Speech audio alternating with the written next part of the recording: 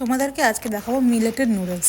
আমি কখনো আগে ট্রাই করিনি, আর এখানেও ম্যাগির মতো একটা মশলা দিয়েছিল। খেতে ওটা কেমন ছিল ওটা পরে বলছি। প্রথমেই নুডলটা 5 মিনিট গরম জলে উতলাতে হবে, তারপরে গিয়ে সেদ্ধ হবে।